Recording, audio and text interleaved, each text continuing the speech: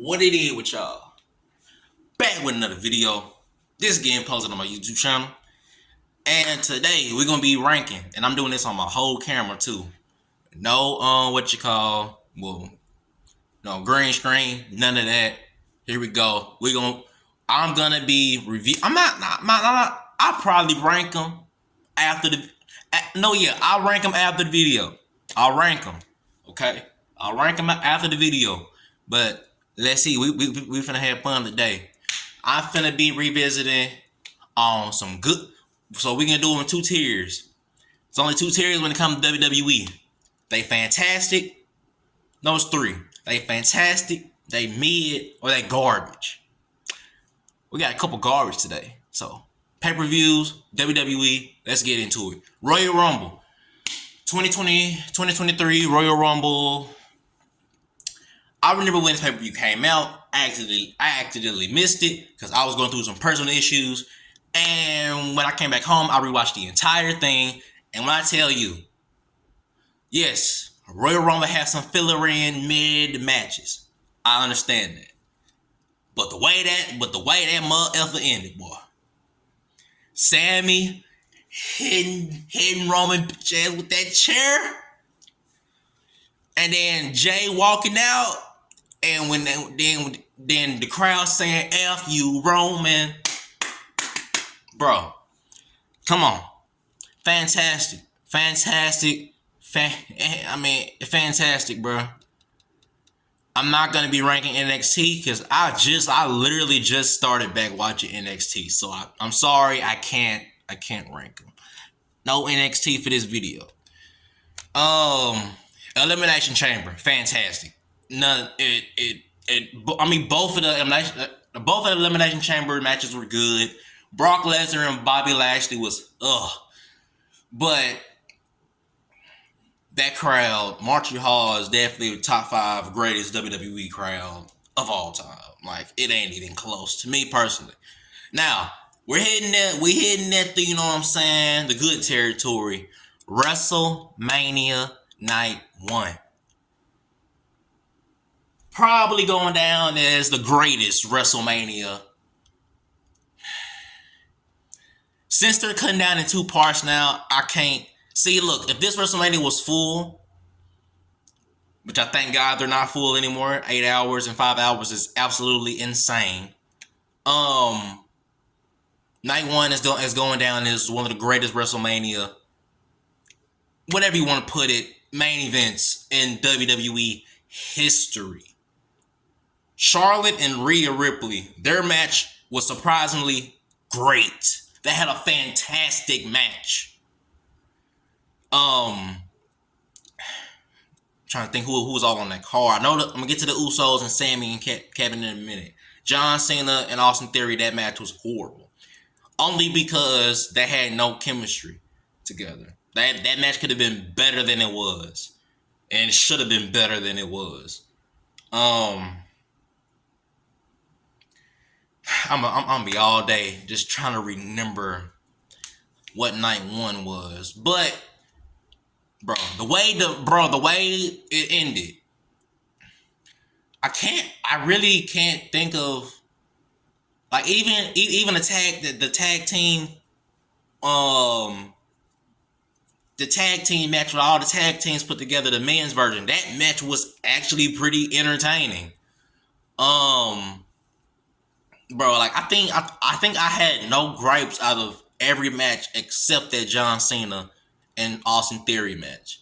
Other than that, flawless down the line. Every match was entertaining. You didn't hear a boo. You weren't quiet, bro. Trying to tell you, that's Sami Zayn and Kevin Owens versus the Usos for the undisputed tag team titles is going down as one of the greatest tag team matches in WWE history. I don't give a damn what you come up with. This tag team match has so much history, so much storytelling, and a fantastic build up, and a fantastic finish, and a fantastic match. I don't know what Bro, I can't think of no other tag team that obviously was tag team match was obviously head to toe fantastic. That match was almost 30 minutes long. Yeah, bro. Every time somebody kicked out, your heart, your soul lifted up in the spirits of heaven, and then it came back down, and you're just like, what the like, bro, that and the Usos get up out of here. The Usos are the greatest tag team in WWE history. It ain't no comparing. These niggas hold it down for 10 years. I liked them when they first came in. I even love them now. Even though I'm gonna get to that breakup. But look, it ain't even close. I do feel like they dropped the ball on Sammy and Kevin's hype after they won the titles. We will get to that when we get to Payback. But next, WrestleMania Night 2. Now, here's the thing. I don't think this night was bad.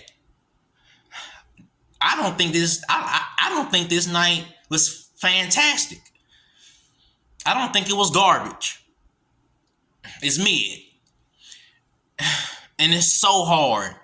It's so hard to put it at mid because the main event, the filler-in matches were awesome. Like they were mid to great.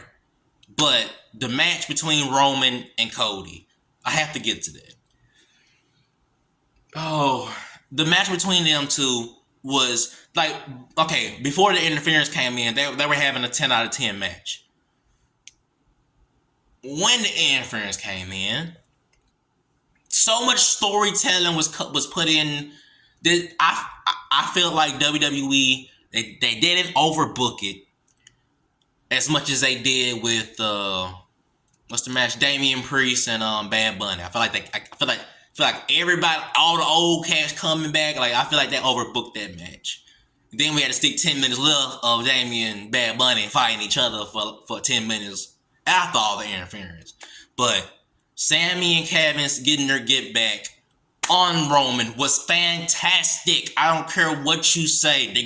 They got their get back on Roman, and it felt good. To me personally, they should have ended the match right there.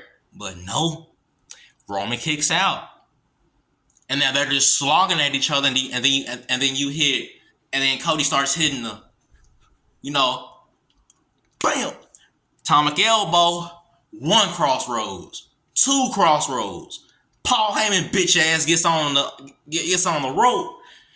Solo out of nowhere. I thought this nigga was in the back. This nigga was in the crowd the whole time. Out of nowhere, this nigga run in. Samoan spikes Cody. Roman all of a sudden is God all of a sudden because he just got hit with 2 crossroads, bro. 2. People get pinned after 1. He all of a sudden he's still on his feet after 2 crossroads. Hits rope to rope, which absolutely makes no sense, and hits Cody with 1 spear, 1, 2, 3. That I understand. WWE, they were gonna have Roman hit 1,000 days. Triple H is huge on title reigns. They were gonna have Cody. I mean, because Roman was too close. He was too damn close to hit that. He was too close, but WWE did a good job of hitting that. What if that the end of the match, to me personally, if I was booking WWE, Cody will be champion. Yes, I understand we still would have never gotten Roman and Jay and that. At the same time, the nigga is only there 3 times a month. He don't show up to work. He don't defend the fucking title. And for people saying that The Rock and Roman will be better than Cody versus Roman, get out of your fucking fantasy. It ain't. I don't even think Cody versus, rephrase that, I don't even think The Rock versus Roman would ever top their first match. It won't. It will be as good as it, but it won't top it. It won't. We gotta, But I do got a problem with WWE fans. I thought we all hated part timers coming in stealing the spotlight from wrestlers that be in the company every single day throughout the week. But now that The Rock comes back, we all cool with it. We all cool with The Rock taking Roman's belt all of a sudden and then stealing the spotlight from Cody. We all cool with that, huh? We all cool with that now? What happened to Goldberg? What happened to Brock? What happened to John Cena? What happened to The Rock at one time? We just not gonna. What happened to Batista?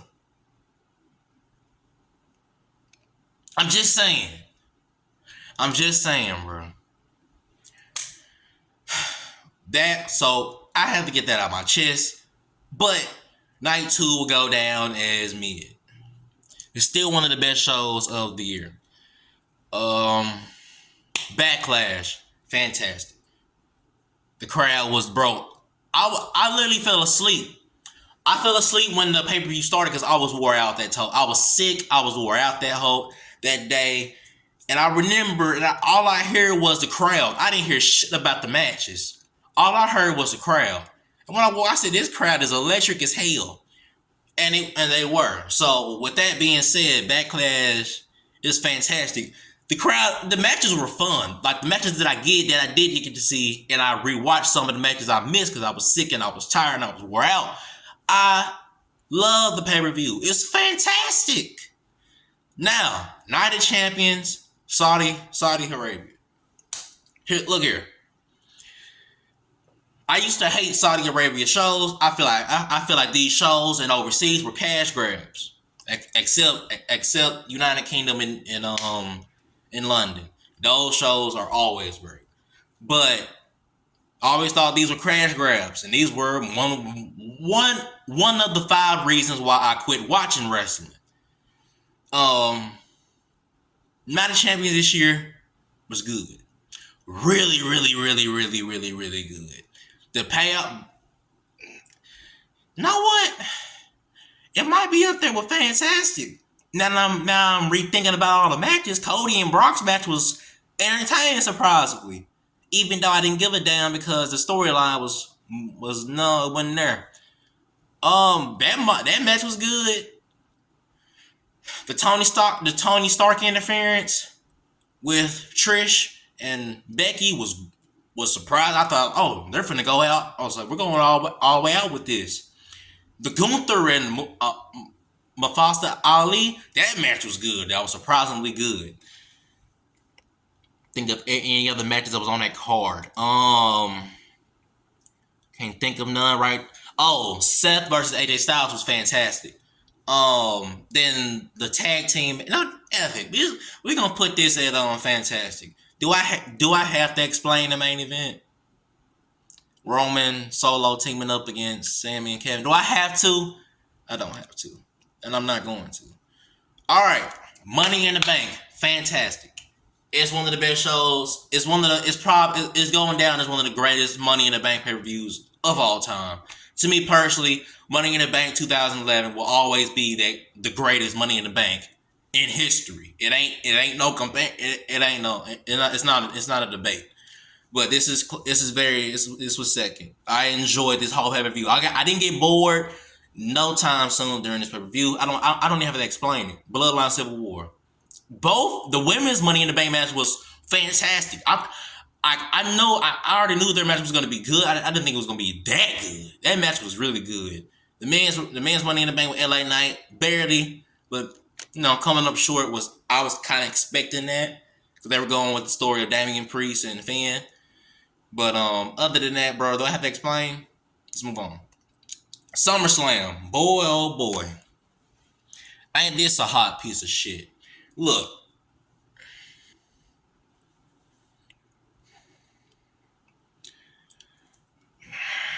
I did not enjoy this.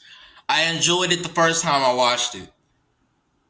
Boy, even that first time I watched it, boy, the way that show ended really left a sour taste in my mouth, boy.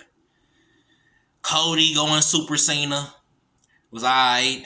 I mean, and Brock raising his hand, which made no sense, but kind of found out Brock went went unscripted. So okay, he went off script. So okay, I can deal with that. Here's the thing with this pay-per-view. A lot of matches on there were mid. And to be personally, how the hell, well, you don't, I mean, Logan Paul. You can hate Logan Paul all you want. But this nigga is Shawn Michaels in the ring, bro.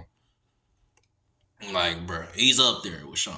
Cause to me personally, Shawn Michaels is the greatest in-ring performer of all time. And Logan Paul is definitely 3 or second, bro. Logan Paul has you can hate him all you want. Yes, he was a shitty person, but I'm gonna give him it. I'm a type of WWE fan to give you an excuse if you good in the ring. He's horrible on the microphone. Don't get me wrong, but in the ring, he's fantastic. So Ricochet and Logan Paul was a phenomenal match. And let me get to the end. That match was better than the Roman versus Jey Uso match. This match started off slow as hell. And the match is almost 40 minutes long. The match didn't start cooking until the last 15 minutes. Oh boy. Look. You can say Roman's matches start off slow and they can crescendo into something great. Yes, I know that. But damn, we had to wait a whole 20 minutes for the match to actually start cooking. And on top of that, the Bloodline story is one of the greatest storylines of all time. Okay, I get that. But this was they didn't plan this out perfectly at all. So, cause tribal combat means no interference. Why the hell was there so much interference? They dropped the ball on it, and then a dumbass ending, which I still don't get to this day. We don't have an explanation, a perfect explanation why Jimmy went heel. Jimmy cost his own brother from the match and the necklace for just to put the same cousins that put him in the hospital to win the match, all because he didn't want Jay to become Roman. It don't make no sense, nigga. You literally super kicked your brother and fed him back to the Bears, fed him back to the Wolves. Don't make no sense. It don't add up. That and Jimmy Hill's turn is pretty entertaining. It ain't good. Let's be honest. He's entertaining as hell. Jey Uso was entertaining as hell. They're their father. Rikishi was entertaining as hell. But let's keep it real. His heel turn is not all that. But I consider Solo as a better heel than Jimmy. And Solo is a great heel. He don't give a fuck. And he's a great heel. But at the same time, they dropped the ball on it. This is I know, I ain't gonna lie though, there's probably at least 10 SummerSlams that are actually horrible. This is number 11 to those 10. It's bad. It's not that good. They dropped the ball on every match on the card, except Ricochet and Logan.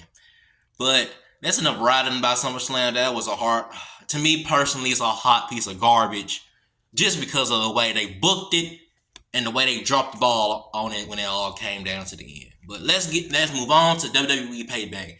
Let me get this out the way. This show was mid as hell. But guess what? It is still better than SummerSlam.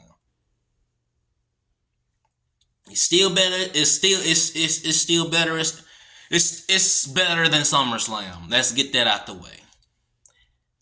It's to me personally, it's up there with. I'm pushing it. No, I'm pushing it. But yeah, it's up there. Boy, this was good. Backlash was surprisingly entertaining. Shinsuke Nakamura and Seth Rollins match felt a little too damn long, but other than that, bro, the Kevin Owens and Sammy, they fought tooth and nail to the end until Rhea Ripley jumped in the match. That was good.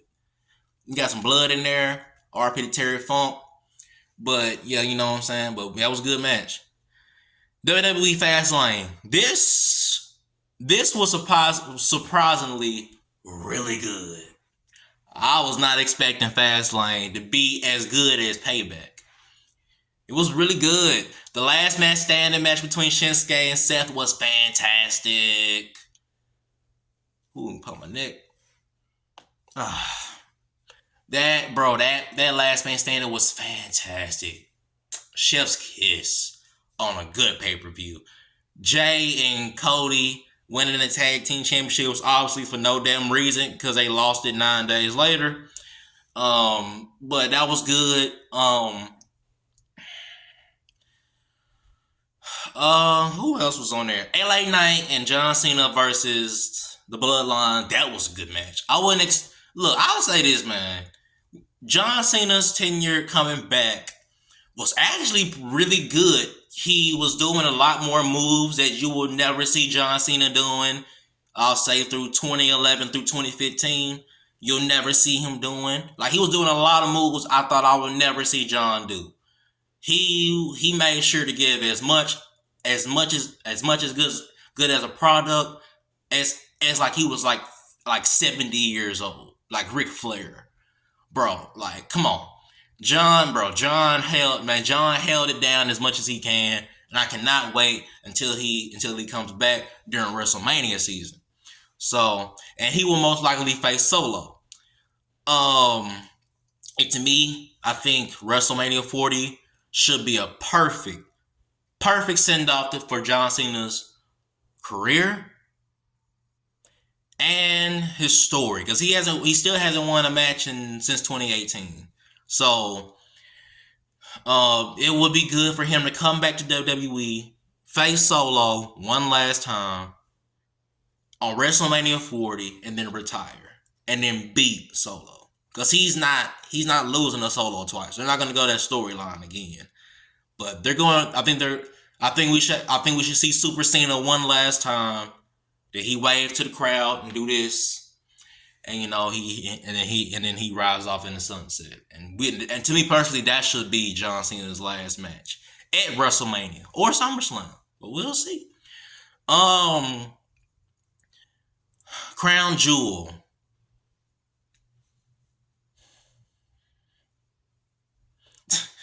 Look here, man. Like I said in the beginning of the video, I don't like Saudi Arabia shows. I never have, because I feel like they're all cash grabs. But Night of Champions was definitely not a cash grab. This shit. The crowd, look, I understand. Saudi Arabia is not a U.S. show. I understand the crowd is not going to cheer for certain things. But the fact that they didn't give a shit, probably 75% of the show, doesn't look good on marketing tape. And look at the match. Roman versus LA Knight was shit. It was dog shit. It was horrible. That's another reason why, to me personally, Roman has to lose at WrestleMania 40. His matches are getting too fucking repetitive. But I thank God Triple H has Roman in a fatal 4-way to avoid another shit show that happened at Crown Jewel. So, and I love the Roman character now we're getting. We're getting the Roman character. Like, I don't give a shit. I'm gonna destroy everybody. I'm gonna destroy everybody, because I've been champion for almost 2,000 effing days, and ain't nobody beating me. Not even my cousin. Ain't nobody touching me. I'm the head of the table, bitch. I like that. We should have got. I feel like last year we should have got that, but we're finally hitting Roman's final stage as a dominant champion. We're hitting his last stage, and this is a dominant champion's last stage. Look at Hulk Hogan, changed character, dominant faction, dominant heel, dominant champion, came to an end. Because he got too hyped, he got too overheaded. Same thing with Roman. I think Triple H is hitting is like, okay, we're in the last two chapters. We're in the chapter where Roman is destroying and killing everybody and pinning everybody, and we're getting that I don't give a shit Roman. That's the Roman we're getting now, and I thank God they're at least changing a little bit of his character towards the end of his iconic historic reign. Crown Jewel was a piece of shit. So garbage. Sorry. I think the most surprising match on that card was John. I'm lying. Two matches actually. Cody versus Damian Priest was surprisingly entertaining. Hold on, I'll say this. I'll say this. You know what? I'm tripping.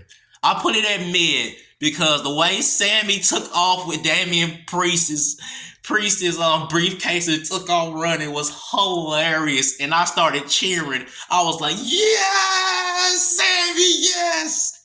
Bro, I love it, man. I love it.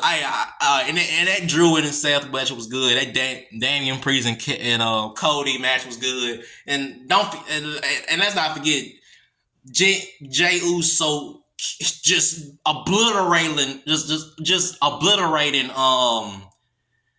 JD McDonough and what's his name, Dominic, with super kicks and Finn just I'm talking about kicking their heads off their shoulders. I said, damn. Oh, and let's not forget the match that didn't air, but it aired on Peacock. You know what I'm saying? It wasn't on the. It wasn't on. Oh, that's what it is. It wasn't on the official. Card. Sammy versus JD. That match was actually good. Good filler match. Was coming up ahead. But that last match, Roman and LA Knight, was fucking terrible. It was ass. I don't care. It was ass. Definitely up there with Roman's. Because let's be honest, Roman has had at least 5 matches on his title reign that ain't that good. Let's be honest. I'll say the Brock Lesnar and Roman match, WrestleMania 38.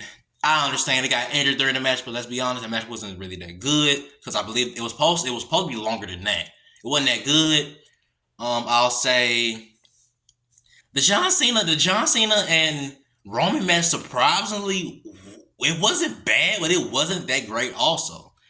Goldberg and Roman match was ass. I didn't like that match because we all like Goldberg, retire. Damn, retire, go away. And I'll say, yeah, that LA Knight shit. That shit was horrible. And the Jey and Roman match part 3. That shit was ass. But now we're in it. We're at the last bit.